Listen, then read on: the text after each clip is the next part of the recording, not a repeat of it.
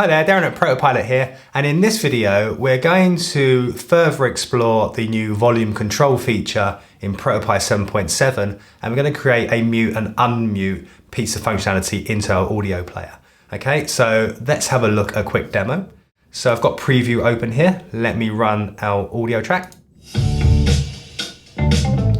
Okay, so we can mute it. So we've got a number of things changing here. Got a lot of different kind of things hiding and showing, and then we can also unmute it.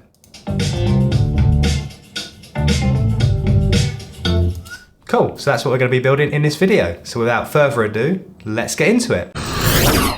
So the first thing I'm going to do is I'm going to add a new variable, a for this scene variable, and I'm going to call it volume mute. And we're going to have that initially holding a value of 0. So if it's 0, then the audio is playing. And then we're going to use this as a kind of toggle. So we're going to write a value of 1 to it when the audio is muted. Okay, so 0 is going to be unmuted and 1 is going to be muted. Okay, so we're going to hinge this kind of mute functionality off of this icon here. So I'm just going to pre-select this icon. I'm going to come over to the triggers panel and add a tap. And then within this, we're going to add our first condition, which is going to be called mute audio. And we're going to change the target to our volume mute variable, and we're basically going to set that equal to 0. Okay, so if the volume mute variable is equal to 0, which is not muted, we're going to mute it. Okay, so inside of this, we're going to add an assign response. And we're going to target that volume mute variable again. And we're going to set it to 1. 1 being muted. Okay. Next up, we're going to add an opacity response. So there's a few things we want to hide and show depending on when the audio is muted. So one thing I want to do is I want to hide the whole kind of bar, the fill bar. So basically I guess the bar that's kind of defining the kind of volume level. And I also want to change our icon. So if you remember me saying I've got a little X icon inside of this icon, which kind of represents it being muting. I want to turn those lines off as well. Okay, so with this first opacity response, we're going to turn off the lines. So volume lines.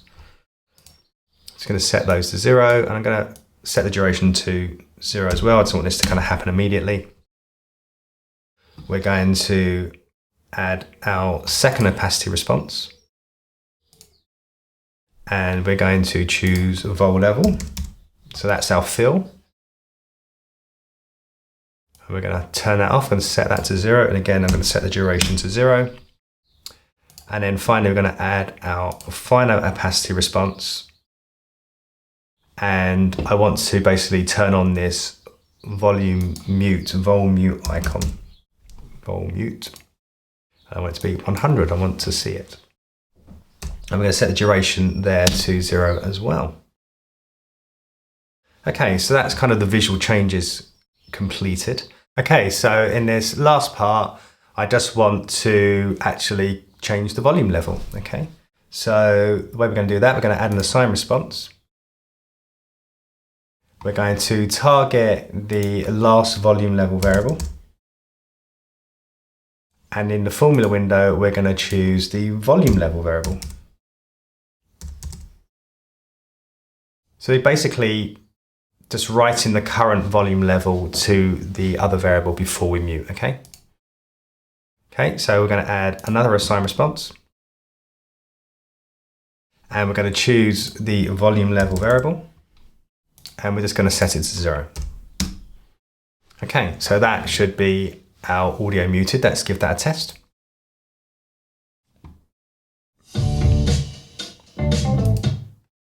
Okay, so the muting bit works. So now we just want to do the reverse of that. We want to unmute the audio. So to do that, I'm going to duplicate the whole condition. Condition 1, and we're just going to rename this unmute. Unmute audio. And we just need to change the condition here. So from 0 to 1. So if it's 1, it means it's muted. And then we're effectively reversing a lot of these values now. So we're going to come into the first assign response and we're going to change that value to 0.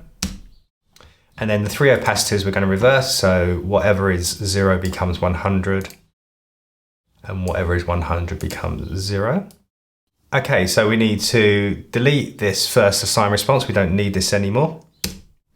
And in this last assign value, we're just going to change it from 0 and we're going to choose the last volume level. So we're going to basically set the volume level back to our saved last volume level. Cool. Okay, so that should be all we need to do here. Let's open up preview and let's give it a test.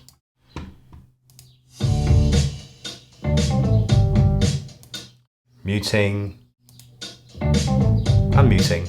Cool, so that's working. So that's how you would create a mute and unmute functionality.